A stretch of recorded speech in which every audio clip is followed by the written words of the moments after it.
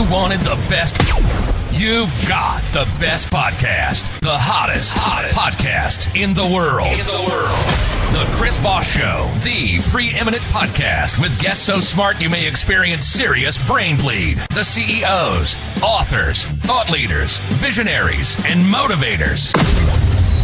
Get ready. Strap yourself in. Keep your hands, arms, and legs inside the vehicle at all times, because you're about to go on a monster education roller coaster with your brain. Now, here's your host, Chris Voss. Folks, Voss here from thechrisvossshow.com. Well, ladies and gentlemen, the Iron Lady sings that makes official. Welcome to the big show. As always, for nearly 20 years and nearly 3,000 episodes, we bring in the Chris Voss Show because we love you. We like entertaining you. We like sharing knowledge, wisdom, and all that wonderful stuff. We have the most amazing authors on the show that bring it to you every single day. We're the oldest. Somehow I got lost in the setup on that. We are the oldest podcast in existence that still publishes 1 to 2 shows a day. Nobody else is doing it. We are the oldest. So please support the show. Go to goodreads.com/Chris Voss, LinkedIn.com/Chris Voss, YouTube.com/Chris Voss, and all those crazy places on the internet. Opinions expressed by guests on the podcast are solely their own and do not necessarily reflect the opinions of the host or the Chris Voss Show. Some guests of the show may be advertising on the podcast, but it is not an endorsement or review of any kind. Today we're going to be talking to a wonderful young man about his insights in his book entitled Fully Restored, Story of Faith, Hope, Prayer, and Miraculous Healing by David Markwalder. He's joining us on the show. We're going to get into his details and all that good stuff. Welcome to the show, Mark. How are you, sir? Doing well, very much. Thank you so much for having me. Thank you for coming. We really appreciate it. Give us .coms. Where can people find out more about you and the book? Yeah, I do have a website. It's my first and last name, David.com. And you go on there and then you can order the book. And you can also contact me if you so. And it also, if going through this, it has free shipping for your request there. Oh, great. So they can order from the website and get free shipping? Yes. Now, you've done some pretty interesting journeys, and some of the things you discussed in this book. You were retired for 5 long years. You found himself in a dark wilderness of suffering, battling an unexplained medical condition that stole your ability to walk, think clearly, and live fully. Once a strong and active man, you were suddenly shuffling instead of walking, forgetting words mid-sentence, and losing hope as one doctor after another said the same frustrating words. We don't know what's wrong. Come back in 6 months. That's crazy. So let's get into the deets. Give us the 30,000 overview of this book, Fully Restored, if you would. It really is summed up in the title. The subset of the title says a story of faith, hope, prayer, and a miraculous healing. And 2 themes that I strongly put into this book. The first one is that miracles still happen today, thank God. And number 2, the power of prayer, which is often so underestimated by us.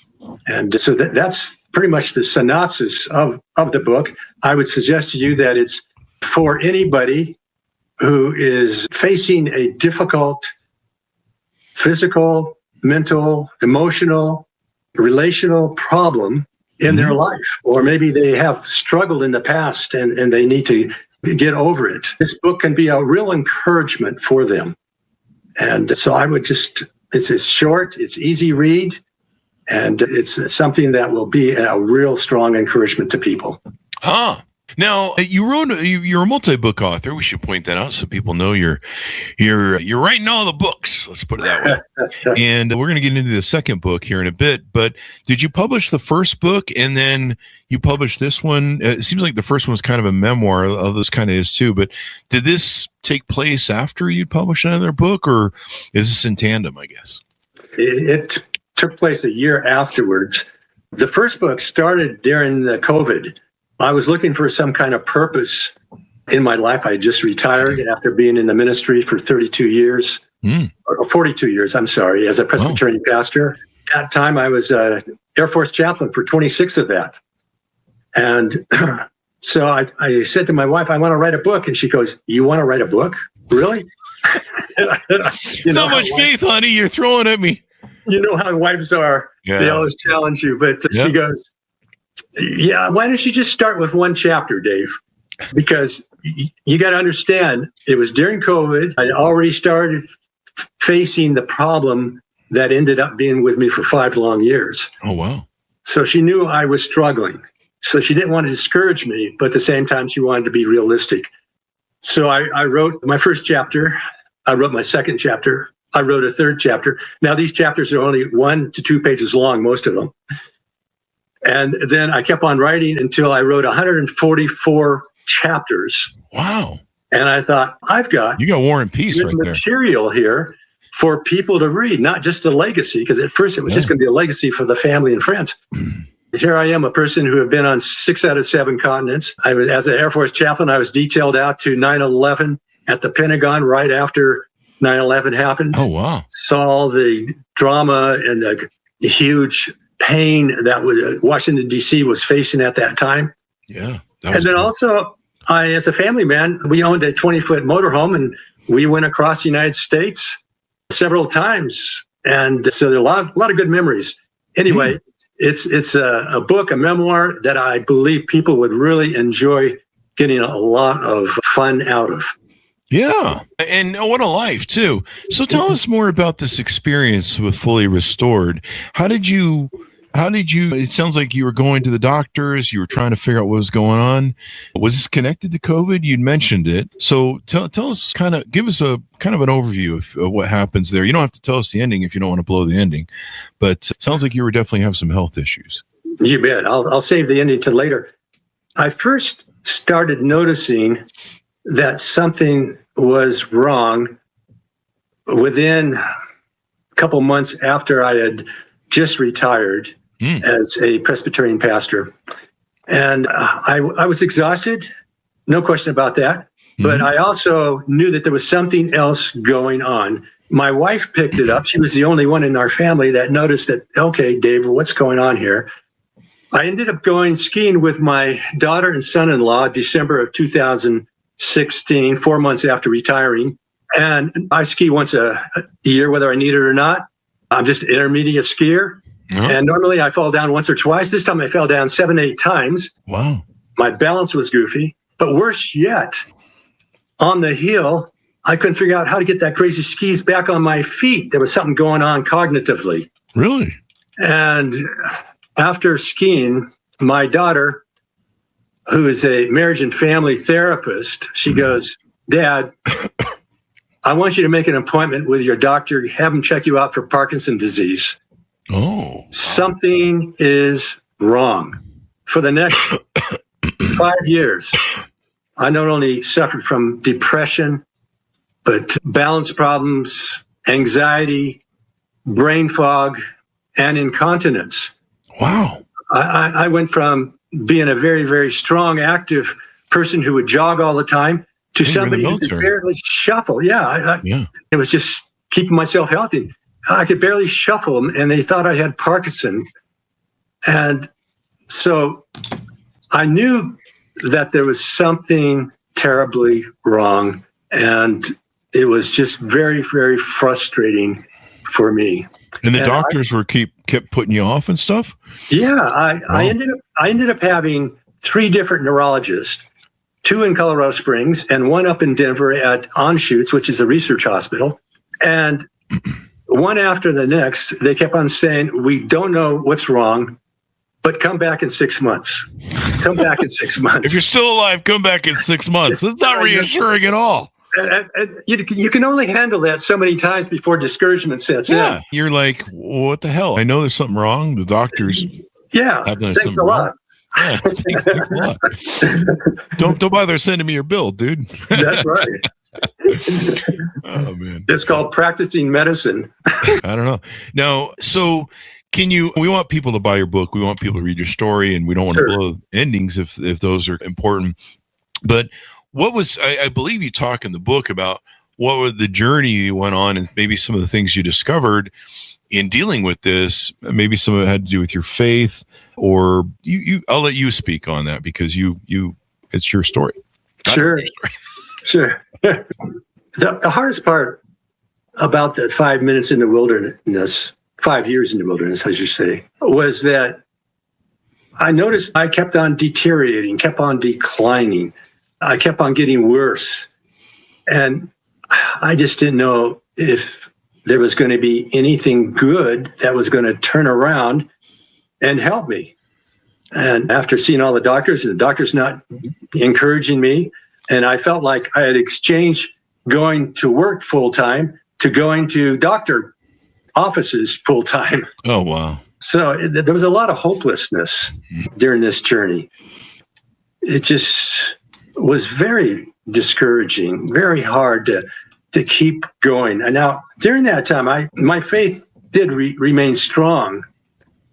But there were moments of when I questioned God. I said, God, where are you? What's going on here? Hey, man, is this on? Why is this happening to me? Yeah. Why is this on? Is this mic on? God, hello? Yeah. You there? Hello? Yeah. I felt at times like Job in the Bible. Oh, wow. Who just couldn't understand why he was being treated like that. Yeah. And I just didn't know if there was going to be any change, if there was going to be any hope. And it was tough. It was very hard. But I'll tell you what, finally, my doctor, who is just a wonderful Christian man, he said, Dave, you've suffered for 4.5 long years. Let me see if I can get you in a Mayo Clinic. He said, they'll be able to figure it out. Mm. So he was successful in that task. And we went there Memorial Day weekend of 2021. And I met with a neurologist and neurosurgeon, and they said, first things out of their mouth was, we're puzzled by your condition. You're like, so am I. And I'm going, oh, not again. Come on. Oh, man. Wow. We don't know what's wrong, but we're going to figure it out. Oh. And I said, I hope so. So they gave me some more tests, and then they said, can you come back in 2 months? And this was from May to July of 2021. I came back in July, and they said, we want to do a spinal tap on you for 48 hours in the hospital. And so it simulates putting a shunt in your brain to drain the excess of fluid off. So every hour on the hour, they would take a shot glass out of your back fluid and test your walking and your balance and your cognitive and all that kind of stuff for the 48 hours in the hospital. It's the only sure determiner whether you have hydrocephalus, which is water on your brain. Hydrocephalus, water on the brain. I never even heard of that, but I've heard of blood being on the brain. So right. was that what it was? Was it water on the brain? You had too much of it? It ended up being that, but let me get back to what happened. Yeah, by the way, Joel, the singer, the popular singer. Billy Joel? Billy Joel. Yeah. He has hydrocephalus. Oh, God. Is that why he canceled the tour I wanted to go on? That's why they just discovered that. But anyway, so send him your book. The doctor goes, yes, that's right. The doctor goes, look at after the test in 48 hours, he came back to me and he shook his head and goes, Dave, I'm so sorry. I still don't know if you have hydrocephalus or not. Oh, Jesus. No. You know what you do? You take the brain fluid in that shot glass, you give it a little sip like wine, or you shoot it like a good whiskey or espresso, and you can get the flavor of it. And then that might help. I don't know. Yeah. So anyway, he goes, and I have to tell you that I did see a little bit improvement in your walking during the 48 hours. My wife spoke up and said, I didn't. You got to impress her, Doc. That's right, man. So he goes, but I will do the brain surgery, but I have to tell you that brain surgery is always dangerous. Yeah. There can always be excessive bleeding. There can be a stroke. There can be complications. You can end up worse than you are right now. It's true.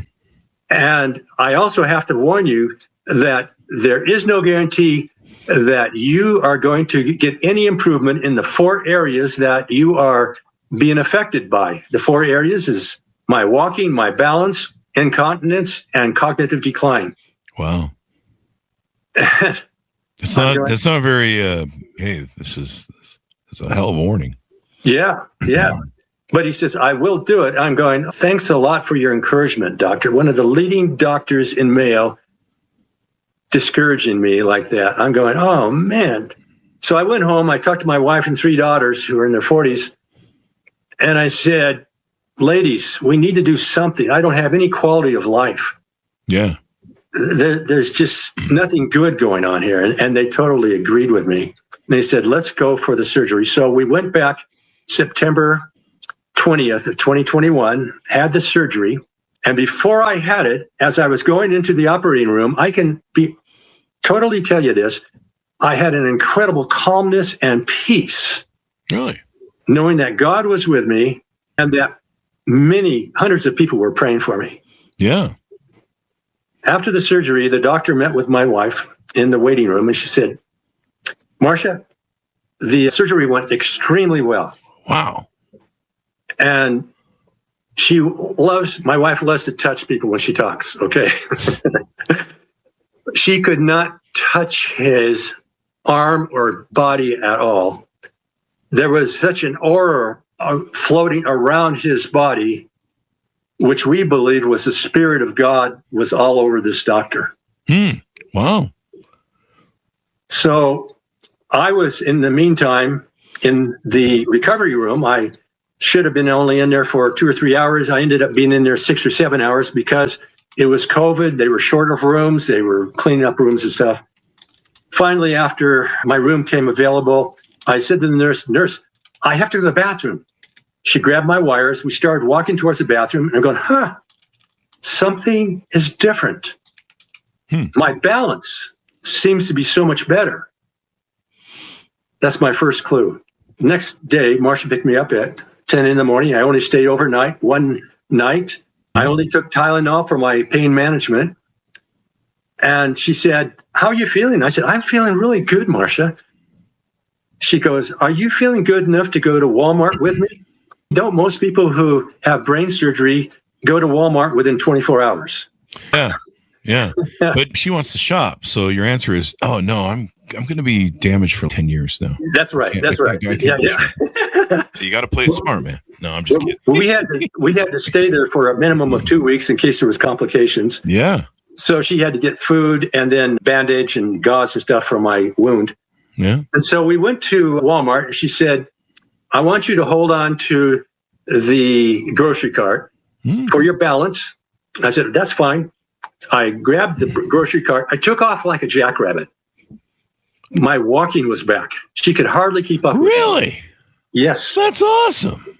So within 24 hours, not only did my balance improve, my walking improve, but I no longer had any more incontinence. Oh, wow. That is nice. Isn't that great? That's got to be great because, so yourself isn't always fun. Yeah. So, I ended up sticking in the area. We ended up for the next 2 weeks. It was like a mini vacation for us. I was feeling so good. We went to the zoo. I ended up walking 5 miles 2 days after surgery. We went to the music museum. We went to the aquarium.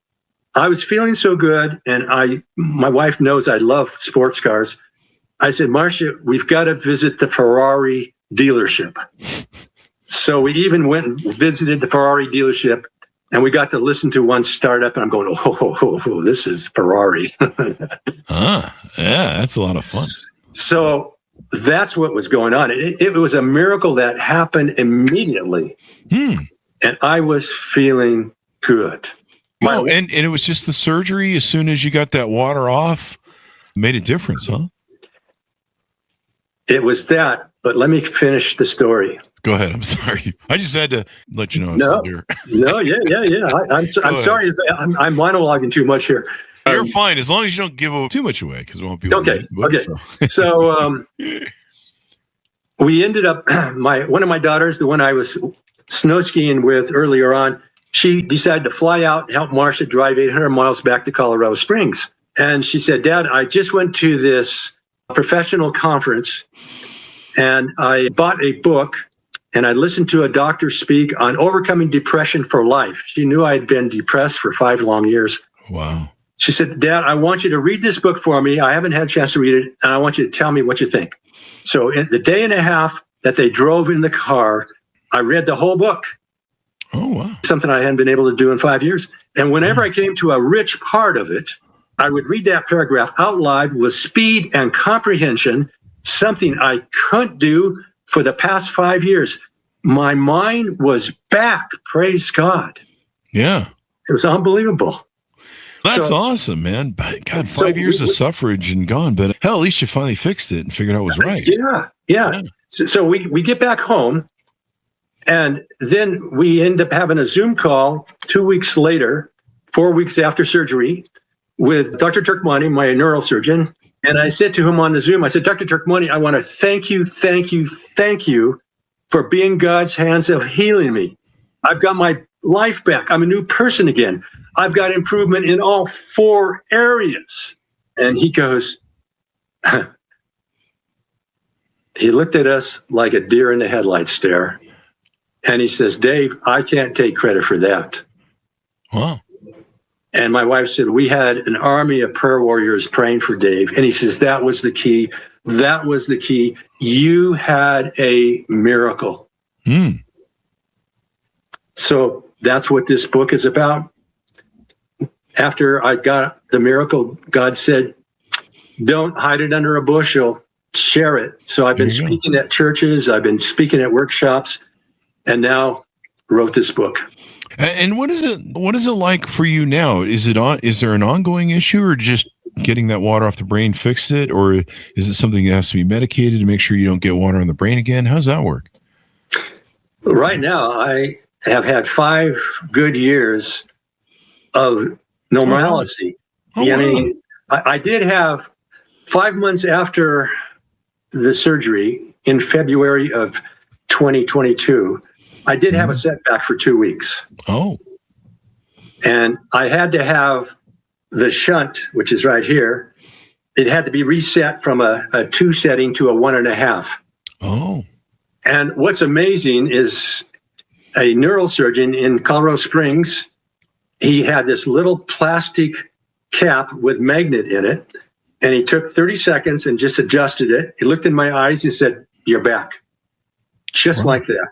Wow. So I am definitely thankful for God and his healing me. No question about God healing me. But I'm also thankful for the miracle of modern medicine, which can do this kind of stuff. Oh, yeah.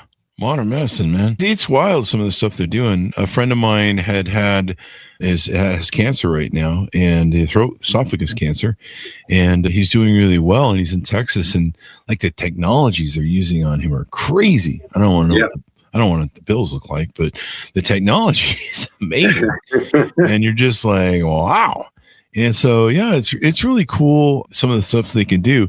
So you're out sharing your message, inspiring other people, all that good stuff, and letting them know. Let's dig a little bit into your other book, if you don't mind, the one that's entitled Called, I believe. Yes. Give us that title, because I don't have it readily. Yeah, it's Called, and then the subtitle is Air Force Chaplain, Colonel, Minister, and Family Man. So I'm called to do well in all 4 of those areas. Ah. And I started that book, like I said, during the pandemic.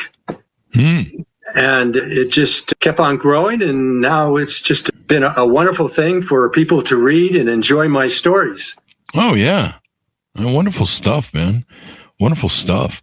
And so you can help advise people on these things. Yeah, I guess how long have you had your faith? When were you born into your faith, or discover it in later life? And how much did that faith, being a chaplain and counseling other people for a lot of things, help you through this sort of experience as well? Yeah, my faith definitely was an important part of the story. It helped me to stay positive. I really believe that when we go through hard times like this, it's important to try to not get buried down into the poor me syndrome. Yeah. But stay above and realize that, okay, what you're going through hopefully is not going to last forever. And hopefully there's going to be some good ending to it. Being in the ministry, staying positive, helping others is definitely helped myself get through this. That's wonderful. And what a wonderful message to share with people, because this is the great thing about authors and stories we profile on the Chris Voss Show is it goes through different journeys and cathartic moments, but many of us, they're similar in the different things that we experience. Other people have had them. And so a lot of times if we don't really study the rest of the world, we kind of feel like we're alone. I'm just alone in the world, and this is my problem, and no one else has my problem, and poe is me, and I'm so hopeless and horrible. And once we find out that other people have been through something similar, maybe they have blueprints that we can utilize to overcome our moment as well. That's where we really help each other out, because the world doesn't come with owner's manuals. So no, it doesn't. Help they can get. So as we round out the show, give people a final pitch shot to pick up your book and where they can get it. Of course, they get the free shipping and all that good stuff, and your .coms. Sure. Yeah. Again, you can go to davidmarkwalder.com and you can order the book from that, as well as contact me if you so choose. And I would encourage people not only to buy the book for yourself and be encouraged for yourself, but also think about other people that you know that may be suffering and going through these kind of crisis things, that they would be encouraged, because it's an easy read. It's short, and it's really for all people of all ages. So I just encourage that. And you're right. We do struggle. Life is difficult, and there isn't any easy answers, and none of us are exempt from the tough things in life that can happen to us.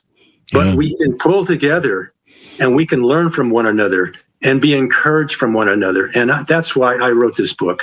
Yeah, spread the awareness, spread the love, and all that good stuff. People need as much support as they can get. And there's probably somebody out there with those issues. It's sad to know Billy Joel has it, because I really want to see him on tour again. Hopefully he can remount that road. I know it's tough, probably his age, but this is the problem we have in this world. Everyone keeps getting old.